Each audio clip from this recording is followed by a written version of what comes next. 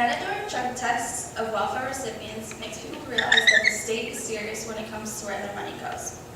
People using welfare for the wrong reasons will get a clear message that they can no longer take advantage of the system. People should have to meet certain requirements to receive welfare.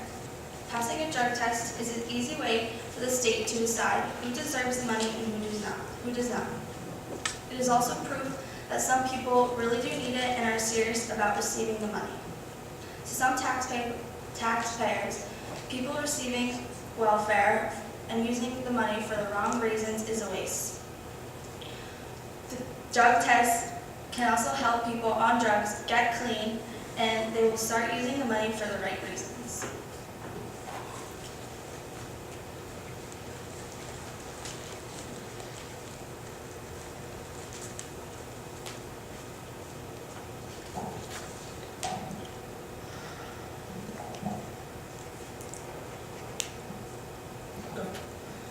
Today we will be discussing the welfare system and whether or not applicants should be required to take a drug test and pass in order to receive benefits. Recently, a law was passed in Florida requiring all of their applicants to take the drug test and pass in order to receive benefits there, and it is currently being halted due to a number of reasons, two of which are the cost and unexpected test results, which we will discuss later in the debate.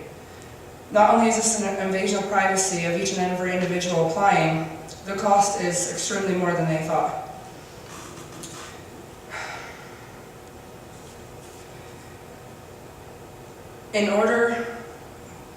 The best way to spend our taxpayers' money, do you think this is the best way? Or would you rather receive more in financial aid next year for college?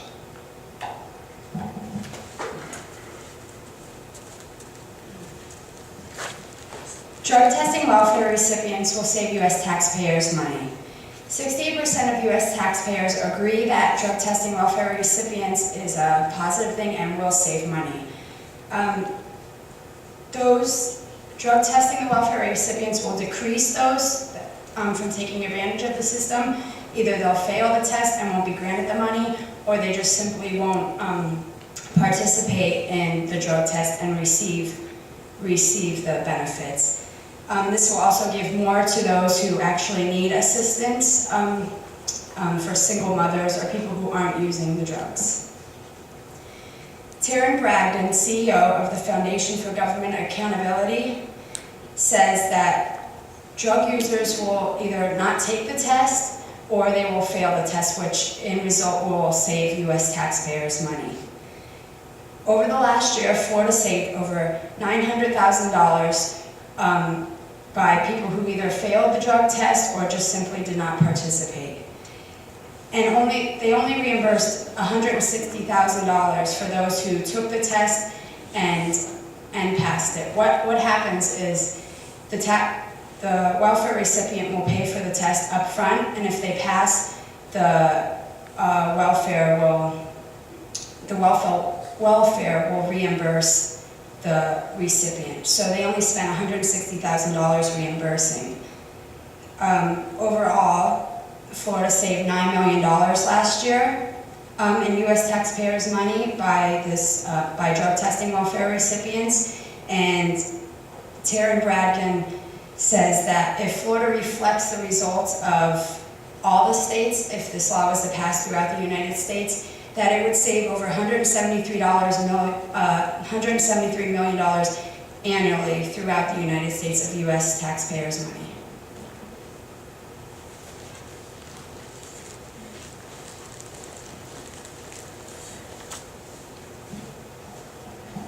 How many of you have used drugs illegally?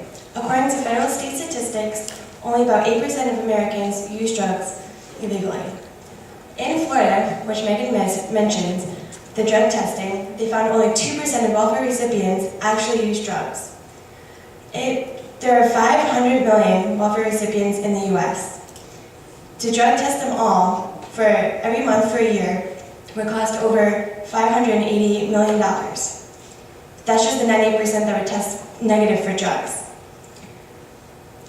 Temporary assistance for needy families pay about $364 a month for a family of 4. The 2% that would be kicked off the welfare system would only save us $14.5 million, which would leave us in debt of $545.5 million. I don't know where they're saying they're saving money, but to drug test a welfare recipient only once would mean that they can stop use of drugs beforehand and then start again afterwards. To make it pliable to even catch welfare recipients using drugs, we'd have to do it every month. I don't understand how this would save us any money whatsoever.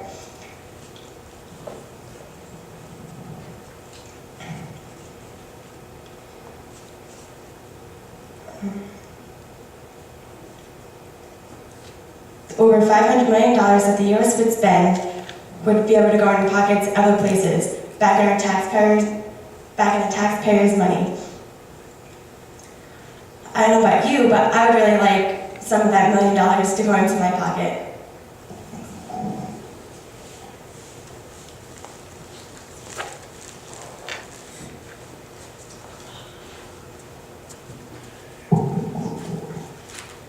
Drug testing welfare participants is not only an invasion of privacy, but also unconstitutional. According to the Fourth Amendment in the U.S. Constitution, a citizen should not be searched without probable cause. Hiring agents to detect those choosing to abuse the system would be far too costly for taxpayers' dollars. To drug test every applicant is unreasonable. There are ways to sober up before the test, and there are specialized liquids you could take in only one day to flush the system. That would create flawed results. Most importantly, welfare is a government-run organization offered to the public. Welfare applicants are protected by the government's laws. This is in opposition to a private group where applicants are not subject to government rules. For example, a company can choose to test their employees to make sure their staff is drug-free. It is their right as long as the company is privately owned. Drug testing every participant is an invasion of their rights. There was a suggested maneuver around this was drug testing only those who show a need to test. Take a moment and picture someone you perceive as a stereotypical drug user.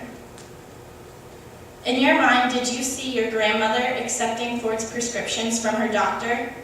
Did you see your best friend who is underage and binging at a frat party? Or did you imagine the strung-out homeless man on the street corner waiting for his dealer? Because appearance is such a subjective feature, it is an infringement on their rights to test any welfare applicant.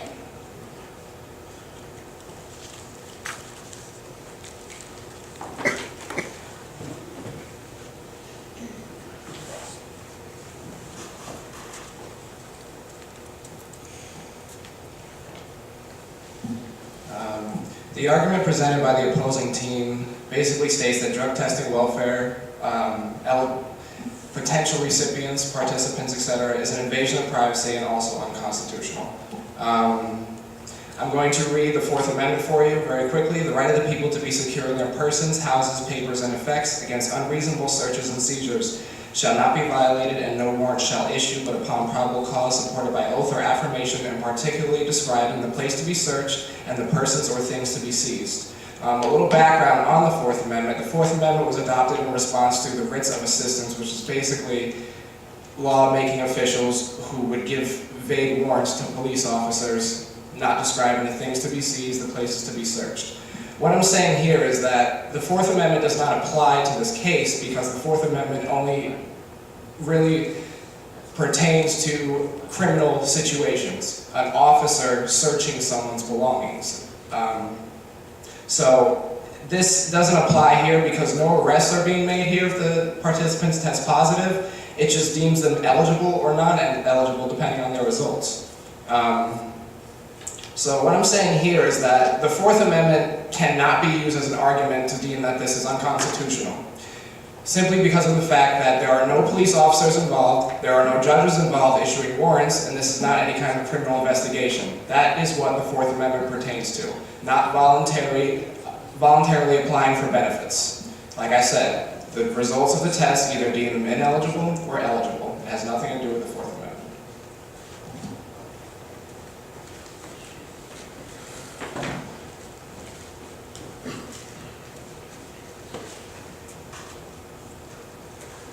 Drug testing welfare recipients would provide them with an incentive to not use drugs. Studies show that people on welfare are using drugs at much higher rates than other people in the population. This is a serious problem with people who are supposed to need the extra help. One way to solve this problem is to make the passing of a drug test a requirement in order to be eligible for welfare. Here's an example of how this would work. A mother of 3 is a drug addict. Without the help of the government, she would not have a place to live or food to eat. If she was required to pass a drug test, she would fail and then lose her eligibility for benefits. This would put both her and her family's lives in jeopardy, because every person needs a minimal amount of food and money to live. She would ultimately be forced to give up her addiction to be able to continue to receive the government assistance, because without it, she wouldn't be able to survive. Like this mother, many other addicts would be forced to clean up their lives, which will lead to opportunities that may never have been there before. The passing of this law will provide an incentive to not use drugs, because if you do, you will not qualify for the assistance that is needed in these tough economic times. The time has come to fix America's welfare problem before it is unfixable, because America's future is not shining as bright as it should be.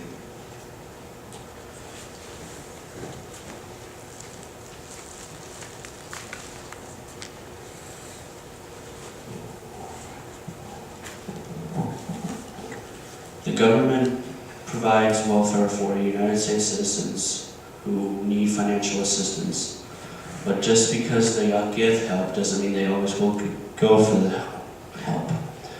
Either they are too heavily addicted and can't break the habit, or they just don't want to. Out of the 500 million citizens who are on welfare, more than 40 to 60% have relapse rates from just addiction. Most of the people who are on welfare were laid off from their jobs, and most of them can't find work, so they turn to selling drugs, and unfortunately they get mixed up in things, run into problems.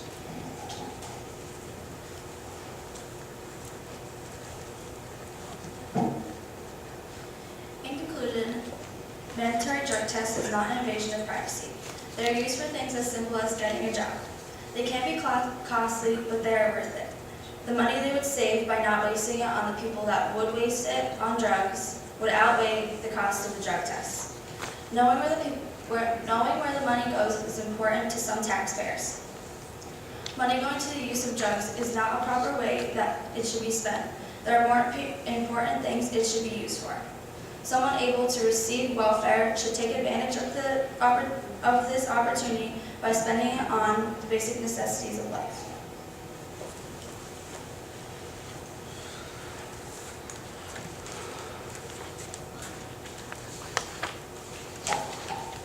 Today we discussed the pros and cons for whether or not to make it mandatory to be drug tested to receive any type of benefits from the welfare system. As Caitlin mentioned, it's costing more. Unfortunately, of the 40, as of right now, of the 41 applicants that were tested in Florida, only 32%, or 32 of the 4,100 tested positive, which is less than 2%.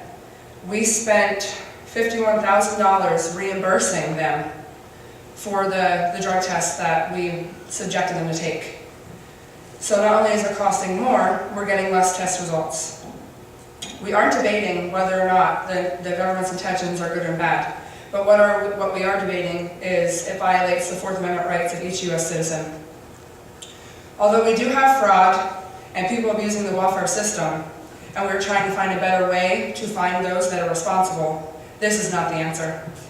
Subjecting each and every individual who applies for assistance without probable cause or any evidence of the slightest that they are currently using or selling drugs is the very definition of an unreasonable search and seizure, and this is in no way justifiable. Why should we punish all for the actions of a few?